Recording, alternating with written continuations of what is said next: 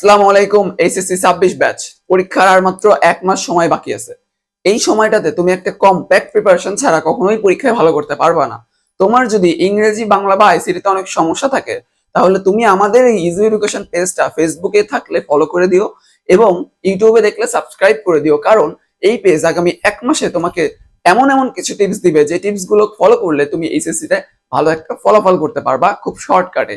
ঠিক যেমন ধরো, আজকে আমাদের সেই ধারাবাহিকতায় আমরা নিয়ে এসেছি কমপ্লিটিং সেন্টেন্স। এই কমপ্লিটিং সেন্টেন্স তোমাদের খুবই গুরুত্বপূর্ণ একটা টপিক, কিন্তু এই টপিকটা অনেক বড়।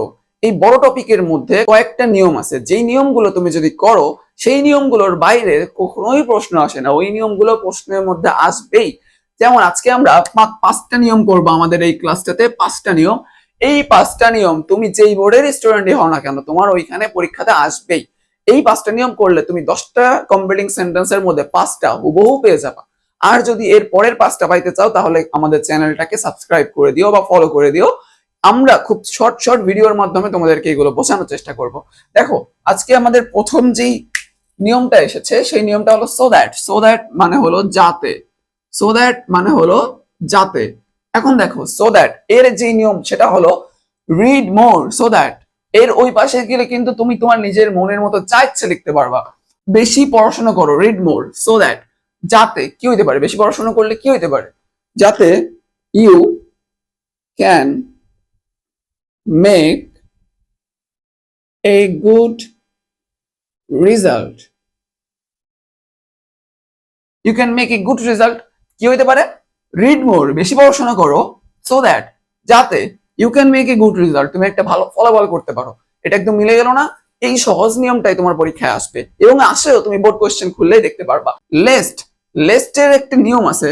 লেস্টের নিয়ম হলো লেস্টের পরে সাবজেক্ট প্লাস শুড।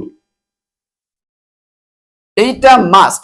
এই একটা মাত্র নিয়ম, যার পরে সাবজেক্টের পরে শুড বসে, এইটুকু মনে রাখলে তুমি লেস্টের সবকিছু করতে পারবা। লেস্ট মানে হলো নতুবা, লেস্ট মানে হলো নতুবা, নতুবা। এইটার নিয়ম হলো সাবজেক্ট প্লাস শুড। লেস্টের পরে সাবজেক্ট প্লাস শুড। মনে রাখতে পারছো? পরীক্ষা 1 মার্ক তুমি পেয়ে গেছো। দেখো কেমন করে। Walk fast, lest. দ্রুত হাঁটো, নতুবা কি হতে পারে? দ্রুত না হাঁটলে কি হতে পারে? আমি এখানে যদি লিখি তাহলে লেস্ট ইউ, এই যে শুড মিস দি বাস। বাস বা ট্রেন, যা ইচ্ছা তুমি দিতে পারো। Walk fast, lest you should miss the bus বা ট্রেন, তোমার যা ইচ্ছা দিতে পারো। এইখানে যেই প্রাসঙ্গিকে বলা থাকবে তুমি সেই প্রাসঙ্গিকের আলাকে এইখানে তুমি লিখবা, যেটা তোমার হবে। কিভাবে লিখতে হবে? Subject plus should. পরীক্ষার হলে এই সাবজেক্টটুকুও দিয়ে দিতে পারে, শুধু দেখবে তুমি শুড লেখো কিনা। এইটা দেখার জন্য তোমাকে এই নিয়মটা দেয়। তুমি যদি এইটুকু লিখতে পারো, তুমি পরীক্ষার হলে কমপ্লিটিং সেন্টেন্সের 1টা মার্ক তুমি পেয়ে গেলা। ঠিক এইভাবে আসো। অ্যাজ ইফ অ্যাজ দো এবং it is time it is high time, দুইটার নিয়মই প্রায় সেম। অ্যাজ ইফ অ্যাজ দো মানে হলো, অ্যাজ ইফ মানে হলো এমন ভাব করে যে, এমন করে যে আর কি, এক কথায় বলতে গেলে এমন করে যেন, এমন করে যেন।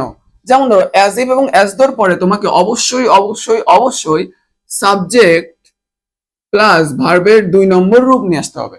ভার্বের 2 নম্বর রূপ। যেমন ধরো, হি স্পিক্স অ্যাজ ইফ, এই যে সাবজেক্ট প্লাস ভার্বের 2 নম্বর রূপ কি দিতে পারি? হি স্পিক্স অ্যাজ ইফ, সে এমন ভাবে কথা বলে যেন কি হইতে পারে? He knew everything. He knew everything, সে এমন ভাবে কথা বলে যেন সে সবকিছুই জানে।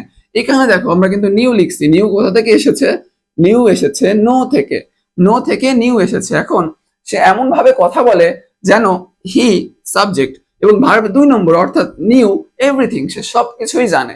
এই দেখো, এই যে যে নিয়মটা, অ্যাজ ইফ অ্যাজ দোর পরে সাবজেক্ট তারপরে ভি2, এই নিয়মটা যদি তুমি জানো, পরীক্ষার হলে এইটুকু যদি লিখতে পারো, তাহলে আর একটা নাম্বার পেয়ে গেলা। তুমি একটু বোর্ড কোশ্চেনটা খোলো, যে কোনো বোর্ডের কোশ্চেন, এই নিয়মের যদি প্রশ্ন না আসে তাহলে তুমি একটু দেখে রেখো। ঠিক আছে, এবার আসি। It is time it is high time. It is time it is high time মানে এখনই সময়ের মানে হলো এখনই সময়।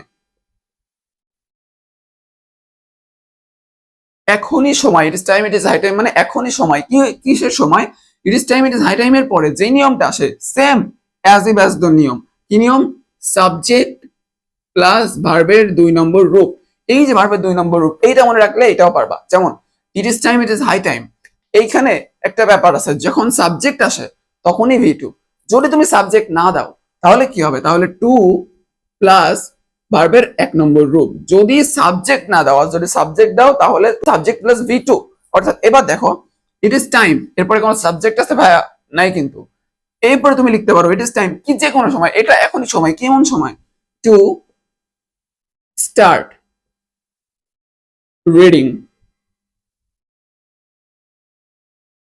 টু স্টার্ট রিডিং, এখনই সময় টু স্টার্ট রিডিং, এখনই সময় পড়াশোনা শুরু করার, কারণ তোমাদের আর 1 মাস সময় বাকি আছে, এখনই সময় পড়াশোনা শুরু করার, আগেই করা উচিত ছিল, যারা করো নাই এখনই করো। এবার দেখো it is high time, it is time বা ইট ইজ হাই টাইম দুটো যে কোনো একটা থাকলেই হচ্ছে। উই, এই দেখো সাবজেক্ট দেওয়া আছে, এবার কি করতে হবে ভাইয়া, সাবজেক্ট থাকলে V2 আনতে হবে, যদি সাবজেক্ট না থাকে টু প্লাস ভার্ব অন লিখতে পারবা, সাবজেক্ট থাকলে V2 আনতে হবে। ইট ইজ হাই টাইম কি হতে পারে, উই, কি হইতে পারে, উই, এখন তোমাকে V2 আনতে হবে, তাহলে কি বলো, left the place, we left the place, it is high time we left the place, আমাদের এই স্থান ত্যাগ করতে হবে, আমরা স্থান ত্যাগ করব বা করতে হবে। এখন তুমি দেখো it is time, it is high time এর পরে সাবজেক্ট আছে বলে তুমি এখানে V2 দিছো, এখানে সাবজেক্ট নাই বলে তুমি টু প্লাস ভার্ব অন দিছো। তো এই যে ছোট ছোট 4টা নিয়ম, so that, lest, as if as though আর it is time, it is high time, এই দুটো তো একই। এখন এই টু প্লাস ভার্ব অন না খুব একটা বেশি আসেই না, আসে হলো এই যে সাবজেক্ট প্লাস ভার্বের 2 নম্বর রূপ, এইটা দেখতে চাই। তো তুমি এই যে দুইটা সেম আর এই দুইটা ছোট ছোট নিয়ম তুমি যদি জানো তাহলে তুমি 4 মার্কের অ্যান্সার খুব সহজে করে ফেলতে পারবা কম্বিনেশন সেন্টেন্সে। এবার 5 নম্বর নিয়মে আসি। এইবার আমাদের 5 নম্বর নিয়ম, এবং এইটা মোস্ট মোস্ট মোস্ট ইম্পর্টেন্ট নিয়ম। আমি যদি এখানে স্টার দিই তাহলে কত স্টার দিব, যেই স্টার দিব সেই স্টারই কম পড়ে যাবে, কারণ এইচএসসি হোক বা অ্যাডমিশন বা যে কোনো পরীক্ষায় হোক না কেন এইখান থেকে প্রশ্ন আসে না এমন কোনো পরীক্ষাই হয় না। দেখো 3টা কন্ডিশন আছে ইফের, ইফের 3টা কন্ডিশন আছে। প্রথম কন্ডিশন এটা হলো ইফের ফার্স্ট কন্ডিশন। ফার্স্ট কন্ডিশন কি, ইফের পরে যদি প্রেজেন্ট টেন্স থাকে এই পাশে গেলে ফিউচার টেন্স হয়ে যায়, ফিউচার, এই পাশে গেলে ফিউচার টেন্স হয়ে যায়, অর্থাৎ subject plus shall oblique will plus বাকি অংশ, শ্যাল উইল প্লাস অবজেক্ট বা বাকি অংশ, ঠিক আছে। এই শ্যাল বা উইল, সাবজেক্টের পরে শ্যাল বা উইল আসে তো ফিউচার টেন্সে হয়। এখন ইফ এর সেকেন্ড কন্ডিশন যেটা, সেটা হলো ইফ প্লাস যদি পাস্টে থাকে, ম্যাক্সিমাম ক্ষেত্রে V2 ই থাকে, ইফ প্লাস যদি পাস্ট টেন্স থাকে তাহলে এই পাশে এসে তোমার হয়ে যাবে সাবজেক্ট, সাবজেক্টই থাকবে, কিন্তু এই যে শ্যাল আর উইল তুমি এখানে করেছো সেটা হয়ে যাবে শুড, আরেকটা হয়ে যাবে উড, শুড উড প্লাস ভার্বের 1 নম্বর প্লাস বাকি অংশ, এখানেও কিন্তু ভার্বের 1 নম্বর প্লাস বাকি অংশ, এখানে ভার্বের 1 নম্বর প্লাস বাকি অংশ। এবার দেখো যদি থার্ড কন্ডিশন যেটা হয়, এই থার্ড কন্ডিশনে যদি তুমি এ প্লাস হ্যাড প্লাস V3 দেখো, দেখো যে এখানে একটা ব্যাপার দেখার আছে, সেটা হলো ইফ নাই কিন্তু হ্যাড আছে তারপরে V3 আছে, এরকমও আসে। ম্যাক্সিমাম অ্যাডমিশনে তো পাবাই তুমি এটা, কিন্তু এইচএসসি তেও আসে ইফ নাই কিন্তু হ্যাড আছে ও V3 আছে, আর ম্যাক্সিমাম ক্ষেত্রে পাবা ইফ হ্যাড V3, এটা এইচএসসি এর জন্য। আর অ্যাডমিশনে হ্যাড প্লাস V3 ম্যাক্সিমাম জায়গায় পাবা, যেখানে হ্যাড প্লাস V3 বা ই প্লাস হ্যাড প্লাস V3 আছে সেইখানে তোমার এই পাশে দিতে হবে সাবজেক্ট প্লাস এই যে উড বা শুড তুমি করেছো সেরকম should have, should have, would have plus V3 plus object. এখন এখানে তুমি কুড হ্যাভ দিতে পারো, কোনো সমস্যা নেই, কিন্তু ব্যাপার হইলো তোমার এই যে প্রথমটা কি হবে, শ্যাল বা উইল, মানে প্রেজেন্ট থাকলে ওইটা ফিউচার, এইটা পাস্ট থাকলে ওইটা ওইখানে শুধুমাত্র শ্যাল উইলের জায়গায় শুড বা উড হয়ে যাবে। এইটা যদি হ্যাড প্লাস V3 থাকে তাহলে এই পাশে should have, would have plus V3 হয়ে যাবে। একটা ব্যাপার দেখো, এই পাশে V3 হইলে এই পাশে V3 হয়, আর কখনো এই পাশে V3 হয় না, এটা কিন্তু বুঝতে পারলে। এই পাশে শ্যাল উইল ফার্স্ট কন্ডিশনে, সেকেন্ড কন্ডিশনে শুড উড, থার্ড কন্ডিশনে should have would have plus V3 হয়ে যাচ্ছে।